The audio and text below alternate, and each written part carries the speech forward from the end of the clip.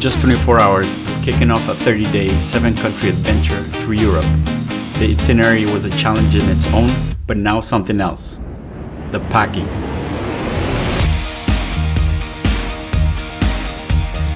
To keep this trip budget-friendly, we're sticking to the cheapest fares I could find. Actually, let me stop right there. There are even cheaper fares, but that would mean having to fly with just the clothes on my back before they start nickeling and diming me. In any case, the fares selected allow one carry-on and one personal item. That means everything for the cold, the Christmas markets, and the whole month of travel have to fit inside these limits. Let's see how we can make it happen, starting with the carry-on.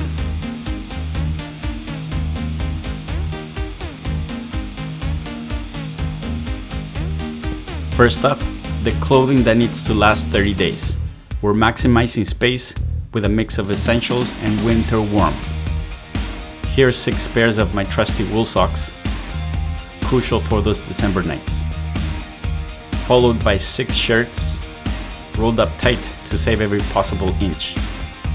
I've got 1 pair of jeans, pajamas, and a couple of jogging pants for comfort and travel days. Finally, 2 pairs of warm cargo pants for those inevitable cold evening walks through the Christmas markets. With not so many clothes, we're going to have to stop at a laundromat pretty often. Worst case, we buy an additional clothes while we're there, and we can either dispose of them before leaving or send them back in a box along with the mugs we're going to collect while drinking glue wine at the markets.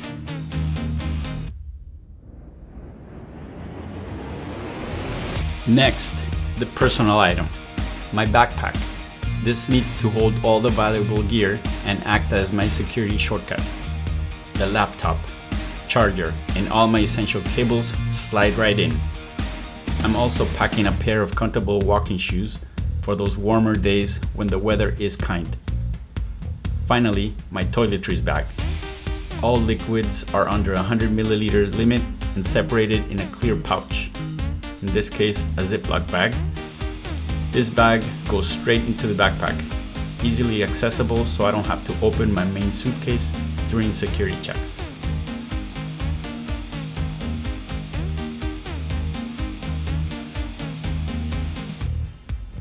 Now it's time for the moment of truth. Did we actually comply with the airline's limits? Let's start with the carry-on. Iceland Air was a bit more generous with their allowances of 55 centimeters by 40 centimeters by 20 centimeters and a weight of 10 kilograms.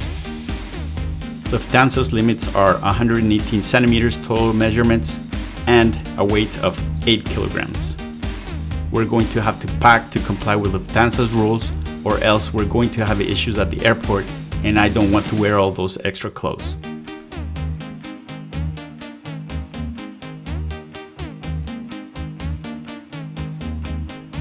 Check, we passed the tape test. But size is only half the battle. Now for the weight.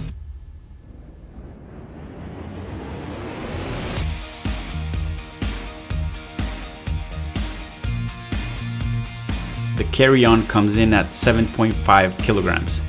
Pretty close, but under the limit. And now the personal item, stuffed with tech and toiletries. The backpack is at 3.5 kilograms, also safe and still room to spare. Success! The heaviest and bulkiest items are officially within the confines of our budget fare. Now onto the final items that will be traveling with me, but not in the bags.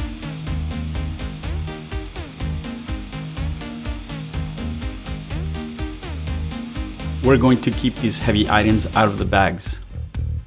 My trusted winter jacket, which has served me well through countless Canadian winters. A pair of snow gloves, and another thinner pair of gloves. This is probably all overkill, since winters in that part of the world seem to be comparable to a very mild winter here in Canada. I'm sure this gear will do just fine. My new Marks Work Warehouse boots, a great find at only $35, are the perfect budget-friendly foundation for this trip. They get worn onto the plane so we don't exceed the baggage limits. That's it. The ultimate carry-on challenge is complete. We're packed, compliant with airlines, and ready to go. Departure is only 1 day away. Next video is the journey and arrival in Paris. See you on the next video.